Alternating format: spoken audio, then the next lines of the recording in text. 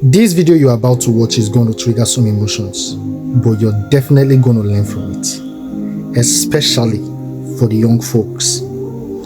Let's take a look at this video. When I found drugs, it thought maybe it was easy for me, but then right now, the only thing I'm really concerned about is about I'm getting wicked. I don't like that because I'm not wicked. It's making me hard. I still want to be a child, and I still miss my daddy. I'm Omega Edo Fever. I'm from Benue State. My mom's from Benin. I'll be 27 on 29th of this month. I dropped out from Covenant University. They did a drug test and I tested positive to marijuana, so I dropped out. Nobody really made me smoke. I remember at 100 level when people were like, oh, they want to pop tramadol. I was like, oh, me, I've been taking it since. I was lying. I can't say peer pressure. I went to 4 different universities. From Covenant, I went back to a diploma in Unilag. From there, I went to Western Delta University in Nogara. And then I finished National Open University. Is there a reason behind this? I always run away. I don't think it was drug that was the problem. I always had emotional problems. Now that I think about it, I was just feeling. After 2003, I went to Nigerian Institute of Hospitality and Tourism. I have a degree in catering. I've been to 4 rehabs. I was at NDLA in Enugu. Then I went to Uselu in Benin. I went to Elpida in Port Harcourt. From Elpida, I went to 180 degrees in Port Harcourt. What do you think is a major factor of your relapse? Me. Now, let's imagine you'd be going to the rehab today. What do you think makes this one different from the other rehabs? I did not suffer before I went to those rehabs. I went from my father's house. Favor, stop. Favor, don't kill yourself. But now, she woke me up to get money for food. When you saw me, I'm not supposed to be crying. It's just that if you didn't go through it, like, vigorously. Number one, when they're laughing at you, it will still be getting to you. They used to call me, they could call me here. But if I beg them for 500, and they're like, no, you want to collect my money. If they beg to come off, like, you don't have to you want to beg. Stop begging, no, fuck. I need purpose, and I want my family to know that he did not try in vain. If what they did didn't work, I won't be talking like this. I mean, it's all those inputs. I came to Lagos. I came to see my boyfriend. We broke up and I didn't want to go back home like that. Then I found Surulere and voila. I used to Banco, Smoley and Kana. How do you get money to get these things? I don't know if you saw me talking to one guy. I was begging him for bread, not giving me one thing. This is the monster I made. I was angry. I thought I was punishing my dad. Like, it's always church school.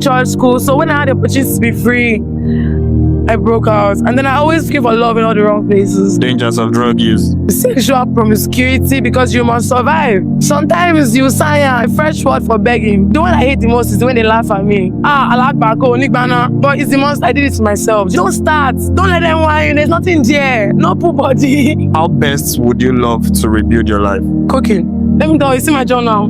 I write all my bad experiences. So might not be the best person to give advice, but it's our worstest moment that God likes to brag and show himself in your life. Because nobody else can do it like he does. You know what broke me the most about Favor's story?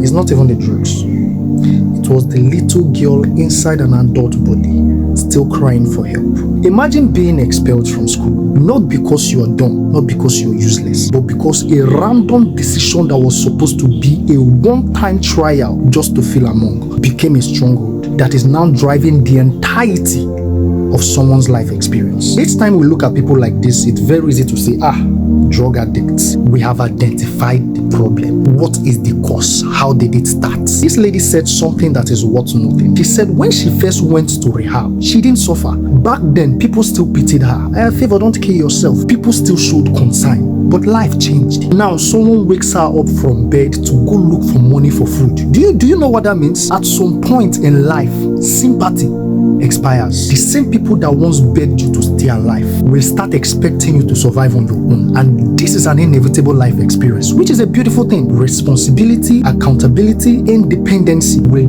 definitely set in at some point in life. That is part of growth. But the big question is, as a young folk, that lifestyle you indulge, is it preparing you for the inevitable or destroying your chances of surviving them? And these are questions that if you don't answer, life will answer them for you. No permission needed. This one will be motivation. She talked about begging for money and this part will weak me. She said that instead of people helping her, they tell her to go and sleep.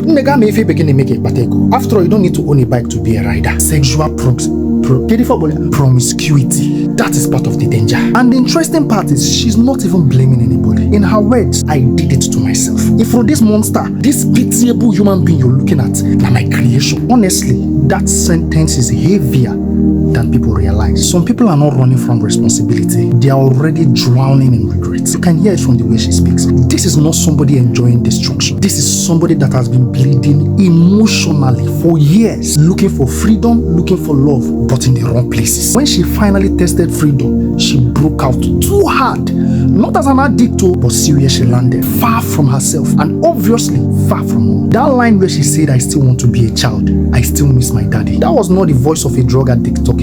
That was the voice of a hurting child, and I think that is the part many people don't understand. Sometimes people don't need insults. They don't even need motivational speeches. Sometimes what they need is healing, because if pain is not healed, it will look for an escape. And sadly, some escapes become addictions. Can she get better? Of course, yes. I strongly believe with the right guide and support, she will be fine. But as for you watching this, listen to this part again. Don't start. Don't let them whine. There's nothing there. No poor body. Don't let anybody whine you. Not every freedom is freedom. Some freedoms are chains in disguise. And if you're already struggling, listen to this part again. So might not be the best person to give advice, but it's at your worstest moment that God likes to brag and show himself in your life, because nobody else can do it like he does. Bam. In Ania, you can't be too far gone for God to restore. Do you not hear what I did not say? But you just can't be too far gone for God to restore. It's not even possible. It's not possible.